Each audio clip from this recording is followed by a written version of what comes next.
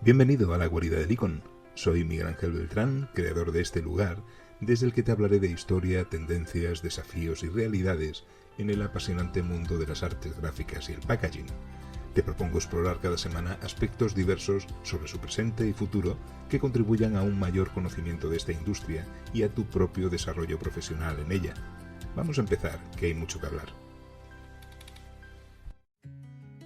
A cualquiera que se le pregunte qué es el packaging, posiblemente dirá que es un elemento muy importante para ayudar a alargar la vida de cualquier producto, proteger su calidad, integridad e higiene, además de tener una función promocional fundamental en el proceso de venta. El packaging surgió de la necesidad básica de la humanidad para almacenar y transportar sus alimentos de un lugar a otro. Lo cierto es que, pese a su importancia, resulta ser un concepto que no puede existir por sí mismo, ya que necesita de un producto para ello. Obviamente, si no hay producto, no hay necesidad de que exista un envase que lo contenga. Los envases que vemos en los lineales de un supermercado son un sistema de funciones que se dividen en dos grupos: las técnicas y las de marketing. Las funciones técnicas se encargan de contener, proteger, transportar o preservar el producto, mientras que las de marketing son las encargadas de comunicar, promocionar, exponer o atraer al consumidor sobre él.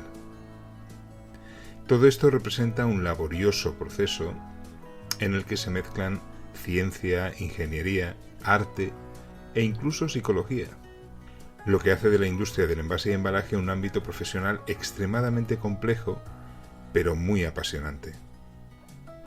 Un punto interesante sobre el mundo del packaging es que no se trata de un concepto reciente, sino que ha sido evolucionado en paralelo con el desarrollo de la sociedad a lo largo de los siglos. De hecho, se remonta a los inicios de la historia humana y siempre ha estado vinculado con las particularidades culturales y geográficas de los pueblos, en definitiva, al desarrollo de la civilización.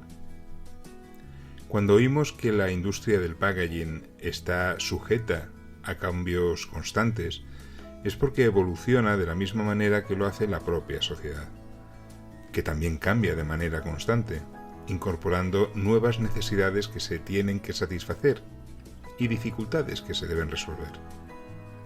Esto es algo que influye en nuestra manera de consumir productos y con ello también en la manera de envasarlos. De esta complejidad y cambios constantes es de donde probablemente surgen buena parte de los grandes desafíos a los que se enfrenta la industria del envase y embalaje. Simplemente la aparición de un material que ofrezca nuevas propiedades puede hacer que surjan o desaparezcan empresas, tecnologías o incluso tendencias de consumo. Puede dejar obsoletos procesos de producción, cambiar las dinámicas competitivas en el sector o incluso determinadas políticas y normativas de comercialización. En el pasado, incluso podrían determinar el futuro inmediato de la economía y desarrollo de una comunidad o incluso de un país. Si miramos hacia atrás, no encontraremos registros que determinen cuándo se utilizaron exactamente los primeros envases. Solo se puede especular a partir del hecho conocido de que los humanos primitivos eran cazadores-recolectores nómadas que vivían de lo que conseguían de la tierra salvaje, lo que suponía unas limitaciones enormes para asegurar la alimentación diaria y limitaba también el desarrollo de las propias sociedades a pequeños núcleos de personas, básicamente clanes familiares. Esto les obligaba a estar en continuo movimiento, condicionados por las temporadas de disponibilidad de los principales alimentos vegetales que consumían. Debido a esto y con el paso del tiempo, fue surgiendo la necesidad de tener contenedores y otros elementos que les permitieran conservar y transportar sus posesiones. De esta necesidad surgiría el primer concepto de envase, que inicialmente se limitaría al uso de materiales como hojas, pieles de animales, nueces o calabazas. En Mesopotamia, y en el antiguo Egipto, dos de las civilizaciones más antiguas que se conocen, empezaron a trabajar el vidrio hacia el año 2500 a.C. Pero era un material muy costoso y se consideraba una piedra preciosa normalmente reservada a la realeza. No tenía más utilidad práctica que la ornamental. Sin embargo, fue también la necesidad de esos pueblos la que finalmente les empujó a desarrollar y mejorar la técnica para trabajarlo, lo que les permitió llegar a elaborar los primeros recipientes de vidrio con los que almacenar alimentos y agua, algo que empezó a transformar a aquellas sociedades y sin duda impulsó su crecimiento. Los primeros recipientes de cristal aparecieron en estas zonas alrededor del año 1500 a.C., los cuales, junto con los realizados en arcilla o metal, serían los primeros envases rígidos de uso general más antiguos que se conocen.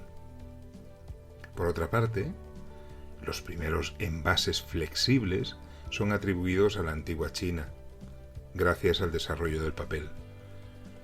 Los registros existentes estiman que entre el siglo I y el II se comenzó a utilizar corteza de morera tratada para envolver alimentos.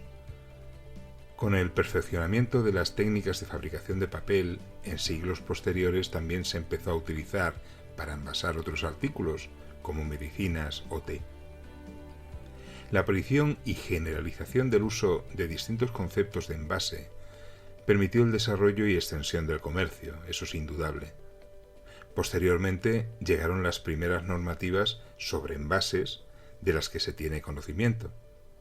Estas se establecían en Grecia hacia el 250 a.C., por ejemplo, con el envasado de aceite en ánforas de arcilla, que eran marcadas con un sello que identificaba el lugar de origen, la fecha de prensado y quién lo produjo.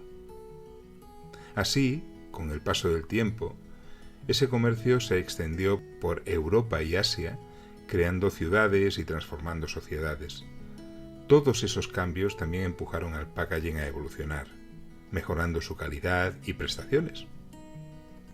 En pleno dominio de su imperio, los romanos inventaron lo que se llamaba la boquilla sopladora alrededor del año 50 a.C.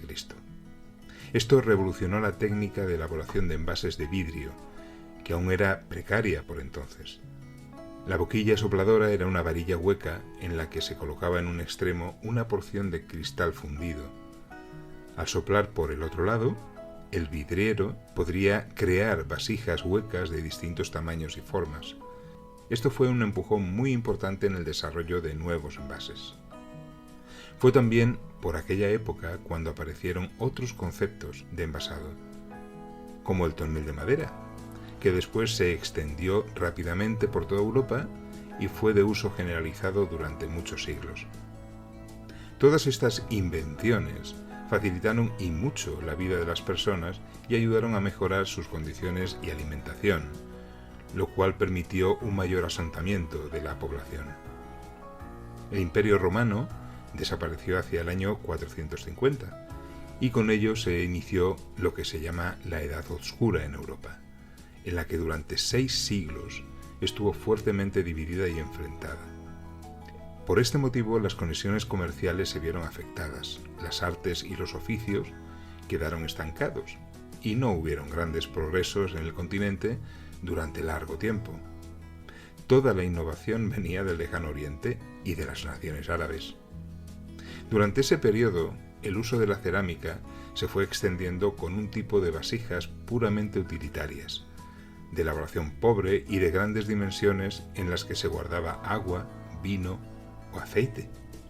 Se abandonó la ornamentación refinada de la época imperial romana para limitarse a lo simple, pero con el paso de los años, las influencias orientales empezaron a enriquecer la ornamentación y el trabajo del material. Una de las grandes novedades fue la porcelana con distintas decoraciones, desde la coloración del barniz hasta la pintura policromada. La época bizantina también trajo consigo una mejora en el trabajo del metalista, dándole mayor calidad estética a los recipientes de metal.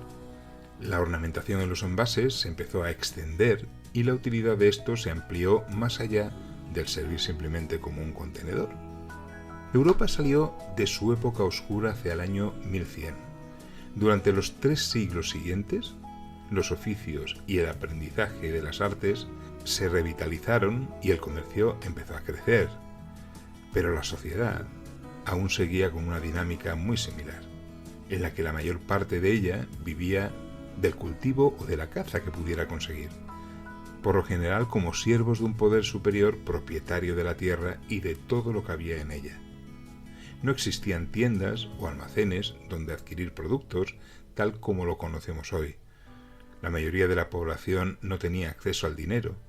La producción era personalizada, al igual que los envases, los cuales eran elementos valiosos y no eran desechables.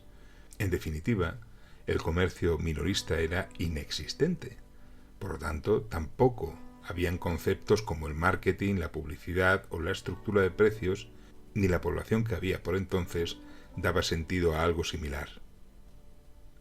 Así fueron las cosas hasta bien acabada la Baja Edad Media, cuando todo empezó a removerse, con el descubrimiento de nuevas tierras y pueblos más allá del Atlántico y el interés de explorar que eso trajo consigo. El gran cambio que se extendería por Europa rápidamente, transformando sociedades, personas, hábitos de consumo y, por supuesto, también lo que hoy conocemos como envase y embalaje. Pero esta es otra historia de la que te hablaré en el próximo episodio. Si no quieres perdértelo, no olvides suscribirte a este canal para que recibas un aviso de ello. Te espero. Hasta pronto.